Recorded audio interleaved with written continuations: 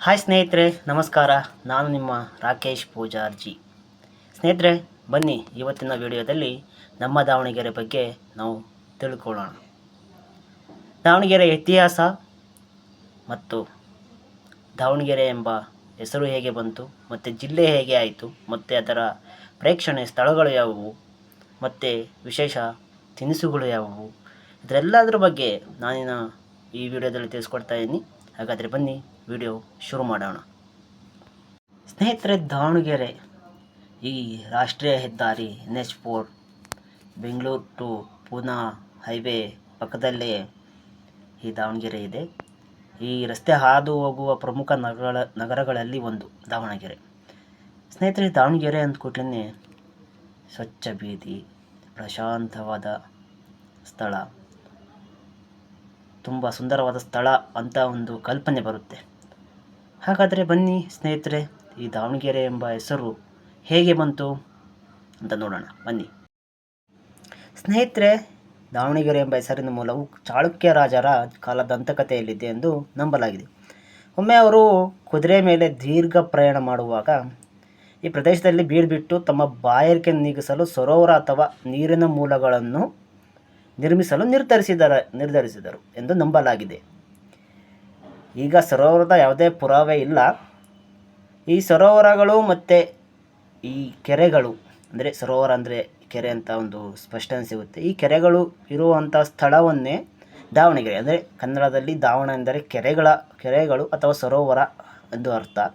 ಆದ್ದರಿಂದ ಈ ಪ್ರದೇಶಕ್ಕೆ ದಾವಣಗೆರೆ ಎಂದು ಬಂದಿರಬಹುದು ಎಂದು ತಜ್ಞರು ಹೇಳ್ತಾರೆ. ಹಾಗೆ ಮತ್ತೆ ಈ ಜಾಗದಲ್ಲಿ ಪ್ರಯಾಣಿಕರು ಬಂದು ವಿಶ್ರಾಂತಿ ಪಡೆಯುತ್ತಿದ್ದರಂತೆ. ಹಾಗಾಗಿ ಈ ಸ್ಥಳಕ್ಕೆ ದಾವಣ ಅಂದರೆ ವಿಶ್ರಾಂತಿ ಪಡೆಯುವ ಸ್ಥಳ ಎಂದು ಬಂದಿರ್ಬೋದಂತ ಕೆಲವರು ಅಭಿಪ್ರಾಯ ಪಡ್ತಾರೆ. ಮತ್ತು ಈ ಹೈದರ್ ಅಲಿ ಖಾನ್ ಮತ್ತು ಅವರ ಮಗ ಟಿಪ್ಪು ಸುಲ್ತಾನ್ ಅವರ ಕಾಲದಲ್ಲಿ ಈ ದಾವಣಗೆರೆ ಮತ್ತೆ ಭದ್ರಪಡಿಸಲಾಯಿತು. ಮತ್ತು ಮರಾಠ ಮುಖ್ಯಸ್ಥ ಅಪ್ಪೋಜಿರಾವ್ ಎಂಬುವರಿಗೆ ಮೈಸೂರು ಪ್ರದೇಶದಲ್ಲಿ ಇರ್ತಕ್ಕಂಥ ದಾವಣಗೆರೆಯನ್ನು ಜಹಾಗೀರಾಗಿ ಈ ಪ್ರದೇಶವನ್ನು ಕೊಡ್ತಾರಂತೆ. ಇವನ ಕಾಲದಲ್ಲಿ ವ್ಯಾಪಾರ ತುಂಬ ಉನ್ನತ ಮಟ್ಟದಲ್ಲಿತ್ತು ಅಂತ ತಜ್ಞರು ಹೇಳ್ತಾರೆ. ಹಾಗಾದರೆ ಬನ್ನಿ ದಾವಣಗೆರೆ ಜಿಲ್ಲೆಯ ಉಗಮ ಹೇಗಾಯಿತು ಅಂತ ಮುಂದೆ ನೋಡೋಣ. ಸ್ನೇಹಿತರೆ, ದಾವಣಗೆರೆ ಮೊದಲು ಚಿತ್ರದುರ್ಗದ ಜಿಲ್ಲೆಗೆ ಸೇರಿತ್ತು. ಆಗಸ್ಟ್ 15, 1997 ಅಂದಿನ ಮುಖ್ಯಮಂತ್ರಿ ಅಂದರೆ JH ಪಟೇಲ್ ಅವರು ಅವ್ರ ನಿರ್ಧಾರದ ಮೇಲೆ ಚಿತ್ರದುರ್ಗದಿಂದ ಹರಿಹರ, ದಾವಣಗೆರೆ ಮತ್ತು ಜಗಳೂರನ್ನು ತೆಗೆದು, ಮತ್ತು ಶಿವಮೊಗ್ಗ ಡಿಸ್ಟಿಕ್ಕಿಂದ ಚನ್ನಗಿರಿ ಮತ್ತು ಹೊನ್ನಾಳಿಯನ್ನು ತೆಗೆದು, ಮತ್ತು ಬಳ್ಳಾರಿ ಡಿಸ್ಟಿಕ್ಕಿಂದ ಹರಪನಹಳ್ಳಿಯನ್ನು ಬೇರೆ ಮಾಡಿ ದಾವಣಗೆರೆಯನ್ನು ಜಿಲ್ಲೆಯಾಗಿ ಘೋಷಿಸ್ತಾರೆ. ನಮ್ಮ ಕರ್ನಾಟಕದ ಮ್ಯಾಂಚೆಸ್ಟರ್ ಎಂದು ನಮ್ಮ ದಾವಣಗೆರೆಯನ್ನು ಕರೀತಾ ಇದ್ದರು. ಯಾಕಂದರೆ ಈ ಹಿಂದೆ ಅಲ್ಲಿ ಹೆಚ್ಚು ಹತ್ತಿಯ ಗಿರಣಿಗಳು, ಕಾಟನ್ ಮಿಲ್ಸ್ಗಳು ಇದ್ದವು. ಆದರೆ ಕಾಲಕ್ರಮೇಣ ಅವು ನಶಿಸಿ ಹೋಗಿ ಈಗ ಕೆಲವು ಉಳಿದಿವೆ ಅನ್ನೋ ಮಾಹಿತಿ ಇದೆ ಅಷ್ಟೇ, ಇನ್ನೂ ಸರಿಯಾಗಿ ಗೊತ್ತಿಲ್ಲ. ಮತ್ತು ಈ ಜಿಲ್ಲೆ ಶೈಕ್ಷಣಿಕ ಕ್ಷೇತ್ರದಲ್ಲಿ ತುಂಬ ಮುಂಚೂಣಿಯಲ್ಲಿದೆ. ಅನೇಕ ವಿಶ್ವವಿದ್ಯಾಲಯಗಳು, ಕಾಲೇಜುಗಳು, ಶಾಲೆಗಳು ತುಂಬ ಶೈಕ್ಷಣಿಕವಾಗಿ ಮುಂದುವರೆದಿದೆ. ದಾವಣಗೆರೆ ಅಂದರೆ ನೆನಪಾಗೋದು ಬೆಣ್ಣೆ ದೋಸೆ. ಬೆಣ್ಣೆ ದೋಸೆ ಅಂತ ಎಲ್ಲ ಜಿಲ್ಲೆಗಳಲ್ಲೂ ಒಂದೊಂದು ಅಂಗಡಿ ಇದ್ದೇ ಇರುತ್ತೆ. ಅಷ್ಟು ಫೇಮಸ್ಸು ಈ ದಾವಣಗೆರೆ ಬೆಣ್ಣೆ ದೋಸೆ. ದಾವಣಗೆರೆ ಬೆಣ್ಣೆ ದೋಸೆ ಮಾಡಲಿಕ್ಕೆ ಅಂತಲೇ ದಾವಣಗೆರೆಯಲ್ಲಿ ಸಪರೇಟ್ ಅಂಗಡಿಗಳಿವೆ. ಬರೀ ಅಲ್ಲಿ ಬೆಣ್ಣೆ ದೋಸೆ ಅಷ್ಟೇ ಮಾಡ್ತಾರೆ. ತುಂಬ ಹೋಟೆಲ್ಗಳಲ್ಲಿ ದಾವಣಗೆರೆ ಬೆಣ್ಣೆ ದೋಸೆ ಅಂತ ನೇಮ್ ಇರುತ್ತೆ. ಅಷ್ಟು ಫೇಮಸ್ಸು ಈ ದಾವಣಗೆರೆ ಬೆಣ್ಣೆ ದೋಸೆ ಅಂದರೆ ಇಡೀ ಕರ್ನಾಟಕದಲ್ಲಿ.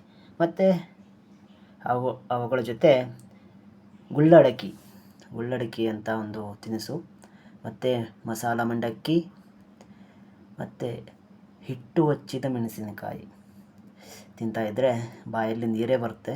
ನಾನಂತೂ ತುಂಬ ಫ್ಯಾನ್ ಇದಕ್ಕೆ. ಇನ್ನೂ ಎಷ್ಟೊಂದು ತಿನಿಸುಗಳು ದಾವಣಗೆರೆಯಲ್ಲಿ ಪ್ರಮುಖವಾಗಿವೆ. ಇನ್ನು ನಮ್ಮ ದಾವಣಗೆರೆ ಜಿಲ್ಲೆಯಲ್ಲಿ ಪ್ರೇಕ್ಷಣೀಯ ಸ್ಥಳಗಳು ಯಾವುವು ಅಂತ ನೋಡೋಣ ಬನ್ನಿ. ಹರಿಹರೇಶ್ವರ ದೇವಸ್ಥಾನ ಹರಿಹರ ತಾಲೂಕಿನಲ್ಲಿದೆ. ತುಂಗಭದ್ರೆ ತಟದಲ್ಲೇ ಇದೆ. ನೋಡಲು ತುಂಬ ಸುಂದರವಾಗಿದೆ. ಮತ್ತು ಸಂತೆಬೆನ್ನೂರಿನ ಪುಷ್ಕರಣಿ, ವಸಂತ ಮಂಟಪ ಮತ್ತು ಮುಜಾಫಿರ್ ಖಾನ, ರಣದುಲ್ಲಾ ಖಾನ್ ಕಟ್ಟಿಸಿದ ಮುಜಾಫಿರ್ ಖಾನ ತುಂಬ ನೋಡಲಿಕ್ಕೆ ತುಂಬ ಸುಂದರವಾಗಿದೆ. ಹಾಗೆ ನಮ್ಮ ಶಾಂತಿಸಾಗರ ಸೂಳೆಕೆರೆ ಎಂದೇ ಪ್ರಸಿದ್ಧವಾಗಿರುವ ಶಾಂತಿಸಾಗರ ಕೆರೆ ನೋಡಲಿಕ್ಕಂತೂ ಅದ್ಭುತವಾಗಿದೆ. ಸಿದ್ದೇಶ್ವರ ದೇವಸ್ಥಾನ, ಆ ತುಂಗಭದ್ರಾ ನಾಲೆ, ಓವರ್ ಬ್ರಿಡ್ಜ್ ಅಂತೀವಿ ನಾವು, ತೂಗುಯ್ಯಾಲೆ, ಮತ್ತು ಕೊಂಡಜ್ಜಿ ಕೆರೆ, ಕೊಂಡಜ್ಜಿ ಅರಣ್ಯಧಾಮದಲ್ಲಿರುವ ಕೊಂಡಜ್ಜಿ ಕೆರೆ, ಮತ್ತು ಕೊಂಡಜ್ಜಿ ಅರಣ್ಯಧಾಮದ ಸ್ಕೌಟ್ಸ್ ಮತ್ತು ಗೈಡ್ಸ್ ಒಂದು ಪರಿಸರ, ಮತ್ತು ಕೊಂಡಜ್ಜಿ ಕೆರೆ ತುಂಬ ಸುಂದರವಾಗಿದೆ ನೋಡಲಿಕ್ಕೆ. ಅದಾನಂತರ ಗ್ಲಾಸ್ ಹೌಸ್, ಕರ್ನಾಟಕದಲ್ಲೇ ಫೇಮಸ್ ಆದ ಗ್ಲಾಸ್ ಹೌಸ್ ನೀವೆಲ್ಲ ನೋಡಿದ್ದೀರಿ. ಅದಾನಂತರ ಧಾರ್ಮಿಕ ಕ್ಷೇತ್ರವಾದ ಉಕ್ಕಡಗಾತ್ರಿ ಅಜ್ಜಯ್ಯನ ಗದ್ದಿಗೆ, ಇದು ತುಂಗಭದ್ರಾ ತಟದಲ್ಲೇ ಇದೆ, ನೋಡಲಿಕ್ಕಾದಂಥದ್ದು. ಮತ್ತು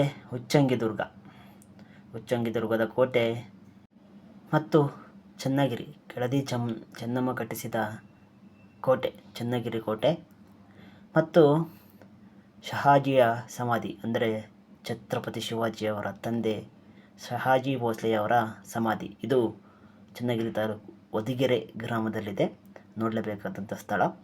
ಇನ್ನೊಂದು ಹಿರೇಹೆಬ್ಬುಲಿ ಮದಕರಿ ನಾಯಕರ ಸಮಾಧಿ ಮಾಯಕೊಂಡದಲ್ಲಿದೆ, ಇದಂತೂ ನೋಡಲೇಬೇಕಾದ ಸ್ಥಳ. ಮತ್ತಿ ತಿಮ್ಮಣ್ಣ ನಾಯಕರ ಸಮಾಧಿ ಮತ್ತಿ ಗ್ರಾಮದಲ್ಲಿದೆ, ಇದು ತುಂಬ ನಿರ್ಲಕ್ಷ್ಯಕ್ಕೆ ಒಳಗಾಗಿದೆ. ಇನ್ನು ದಾವಣಗೆರೆಯಲ್ಲಿ ಪ್ರಖ್ಯಾತಿಯಂತ ಪಡೆದಿರುವಂಥ ಒಂದು ಜಾತ್ರೆ, ದುರ್ಗಾಂಬಿಕಾ ದೇವಿ ಜಾತ್ರೆ ಫೇಮಸ್ ಆಗಿದೆಯಲ್ಲ, ದುರ್ಗಮ್ಮನ ಜಾತ್ರೆ ದಾವಣಗೆರೆ ಅಂತ, ಇದು ಕರ್ನಾಟಕದಲ್ಲೇ ಒಂದು ಪ್ರಖ್ಯಾತಿಯನ್ನು ಪಡೆದಿದೆ. ಇನ್ನು ಹೇಳಬೇಕು ಅಂದರೆ ನಮ್ಮ ದಾವಣಗೆರೆಯಲ್ಲಿ ಇನ್ನೂ ಹಲವು ಕ್ಷೇತ್ರಗಳಿವೆ, ಹೇಳ್ತಾ ಕೂತ್ರೆ ಇನ್ನೂ ತುಂಬ ಸಮಯ ಹಿಡಿಯುತ್ತೆ. ನನ್ನ ವಿಡಿಯೋ ನಿಮಗೆ ಇಷ್ಟ ಆಗಿದ್ದರೆ ವಿಡಿಯೋ ಲೈಕ್ ಮಾಡಿ, ಸಬ್ಸ್ಕ್ರೈಬ್ ಮಾಡ್ಕೊಳ್ಳಿ ಮತ್ತು ಕಮೆಂಟ್ ಮಾಡಿ. ಎಲ್ಲರಿಗೂ ನನ್ನ ಧನ್ಯವಾದಗಳು.